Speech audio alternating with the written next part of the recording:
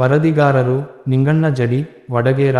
ವಡಗೇರಾದಲ್ಲಿ ಹಿಂದೂ ಮುಸ್ಲಿಮರ ಭಾವೈಕ್ಯತೆಯ ಯುಗಾದಿ ಹಬ್ಬ ಆಚರಣೆ.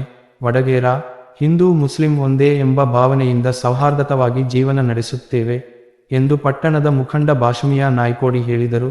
ಶರಣು ಜಡಿ ನೇತೃತ್ವದಲ್ಲಿ ಗೆಳೆಯರ ಬಳಗದ ವತಿಯಿಂದ ವಡಗೇರ ಪಟ್ಟಣದ ಆಂಜನೇಯ ದೇವಸ್ಥಾನದಲ್ಲಿ ಹಮ್ಮಿಕೊಂಡಿದ್ದ ಯುಗಾದಿ ಹಬ್ಬದ ಆಚರಣೆಯಲ್ಲಿ ಭಾಗವಹಿಸಿ ಅವರು ಮಾತನಾಡಿದರು.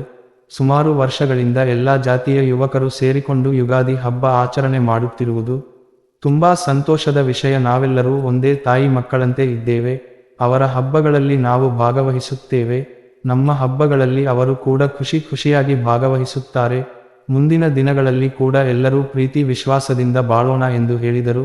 ಮುಖ್ಯ ಅತಿಥಿಗಳಾಗಿ ಆಗಮಿಸಿದ್ದ ರಾಜ್ಯ ರೈತ ಸಂಘ ಹಸಿರು ಸೇನೆ ಜಿಲ್ಲಾಧ್ಯಕ್ಷ ಮಲ್ಲಣ್ಣಗೌಡ ಹಗರಟಗಿ ಮಾತನಾಡಿ, ಗ್ರಾಮೀಣ ಭಾಗದ ಜನರಿಗೆ ಯುಗಾದಿ ಹಬ್ಬವೇ ಹೊಸ ವರ್ಷವಾಗಿದೆ. ಇತ್ತೀಚಿನ ದಿನಗಳಲ್ಲಿ ಪಾಶ್ಚಿಮಾತ್ಯಕ್ಕೆ ಮಾರುವಾಗಿ ಯುವಕರು ಜನವರಿ 1ರಂದು ಹೊಸ ವರ್ಷ ಎಂದು ಆಚರಿಸುತ್ತಾರೆ. ಅದು ನಮ್ಮ ಹಬ್ಬವಲ್ಲ, ನಮಗೆ ಯುಗಾದಿ ಹಬ್ಬವೇ ಹೊಸ ವರ್ಷ ಎಂದರು.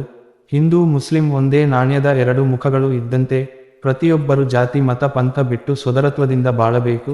ಅಂದಾಗ ಮಾತ್ರ ಸಮಾಜದಲ್ಲಿ ಶಾಂತಿ ನೆಲೆಸಲು ಸಾಧ್ಯ ಎಂದು ಹೇಳಿದರು. ಯುವಕರು ತಯಾರಿಸಿದ ಬೇವು ಬೆಲ್ಲದ ಗಡಿಗೆಗೆ ಪೂಜೆ ಸಲ್ಲಿಸಿ ಪರಸ್ಪರವಾಗಿ ಹಂಚಿಕೊಂಡು ಹಬ್ಬದ ಶುಭಾಶಯಗಳನ್ನು ಕೋರಿದರು.